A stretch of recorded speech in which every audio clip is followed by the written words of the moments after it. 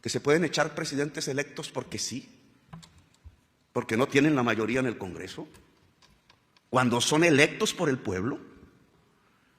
Pero no miramos Perú, entonces. ¿No hay allí un presidente preso sin sentencia judicial, sin sus derechos políticos? Es decir, en contravía de la Carta Democrática.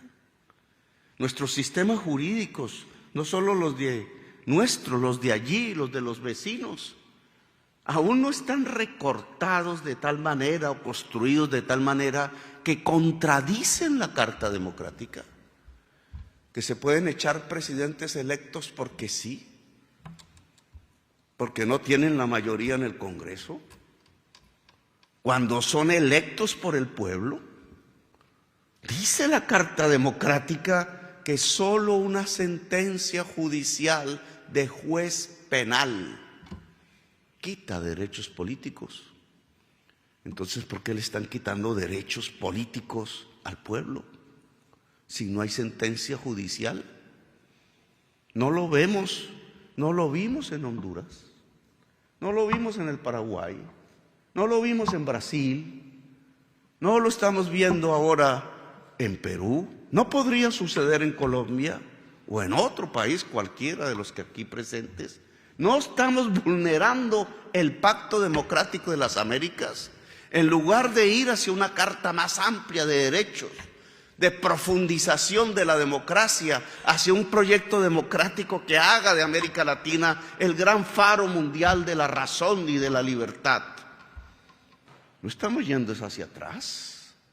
Hacia retraernos en la historia para que de nuevo los tanques disparen y las cárceles se llenen y las gentes humildes caigan ensangrentadas en las calles simplemente por pedir el derecho a existir y el derecho a tener derechos.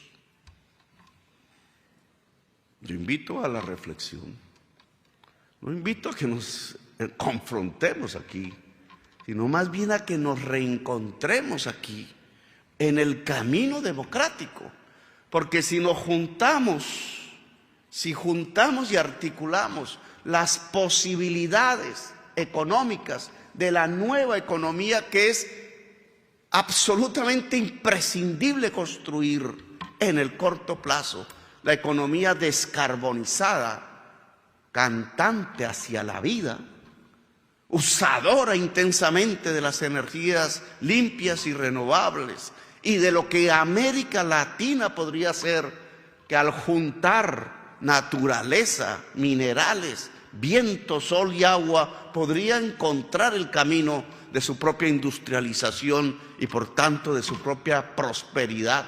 Si eso es así desde el terreno económico, ¿cómo seríamos si nos articuláramos a un profundo proyecto democrático del que tenemos en la realidad unos primeros peldaños dados, como el que se expresa en la vieja Carta Democrática Liberal, si la profundizáramos, si la democracia fuera el proyecto profundo de la América Latina? Juntar ese mundo político con ese mundo económico que se abre, yo creo que nos abre el gran sendero del que hablaba Allende, entre otras cosas.